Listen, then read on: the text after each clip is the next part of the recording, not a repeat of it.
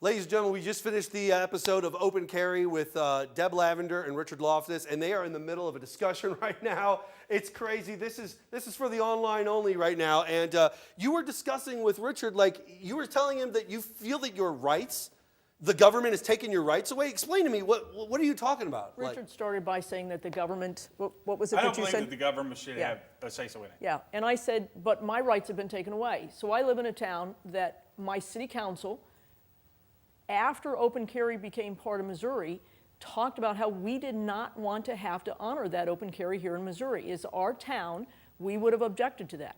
The city next to me would have objected to that, but because of state law, city law has to fall in place. You know, and it's funny that you mentioned that. It's really weird. No, go ahead, Richard. Yeah, the government doesn't have rights. The Kirkwood City government doesn't have rights. What you're asking for is the right to oppress people in your area. You're going to tell people, not only the people that live in Kirkwood, but everybody that visits Kirkwood. But I'm advocating for local control, and you've just taken away local control. So big government is now telling my town. In 22, when we voted for concealed carry, my area voted against it by overwhelming amounts. So we're talking about democracy and majorities. But in this bill that just got passed, you've taken away local control from where I live. Because the Constitution protects individual rights, not government rights. I don't think the Constitution protects the rights that you've taken away from my local control. And also, why is it unconstitutional to ask someone just to cover it up? Like the Constitution says that you can, keep and bear arms, but it doesn't say anything about you need to have like high speed of draw. You need people to be able to see it. What language in the Second Amendment is prohibitive of just having concealed carry as opposed to open carry? And on top of that, just one little extra piece is, once again, we go back to what we were talking about on the main show. The idea of where's the Second Amendment in 2015? It's very generalized. I mean, it's easy to read it 1,000 different ways, and we've become so much more of a detailed society. Well, then where does it stop? And just answering Jason's question, there's the line. That's Kirkwood. She's in Kirkwood. I'm over here. What difference has it made? If I step across that line, suddenly I'm a criminal, but on this side of that line, I'm not. Well, that's my question. Could you? Yes, sir. Why do my rights change where I'm geographically located? Could you maybe in the be state? overemphasizing your importance as the city of Kirkwood? I mean, you can drive on Manchester and pass through Kirkwood in less than a minute. State rights and government. We have a great downtown area, and we have restaurants, and we're an area that people come to. And in our community, we would choose to not have open carry. So yes, I might be overemphasizing the importance of where I live because I live there. We've had some gun violence there.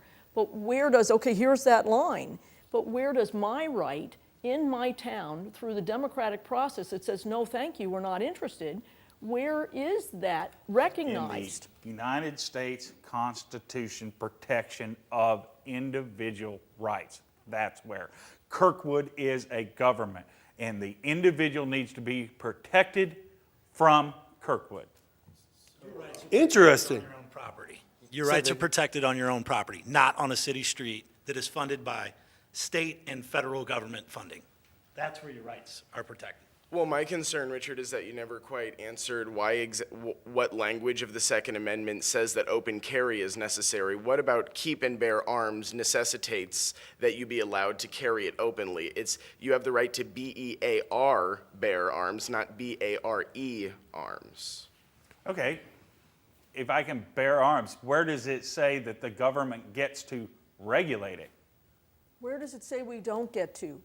We have so many It says it shall not be infringed, and it's a lot more specific What in Article says shall not be infringed? the United States Constitution. But in the preamble, are you speaking about which I'm article? talking about in the Bill of Rights, Second Amendment, and I'm talking about The Second Missouri Amendment doesn't State. say will not be infringed.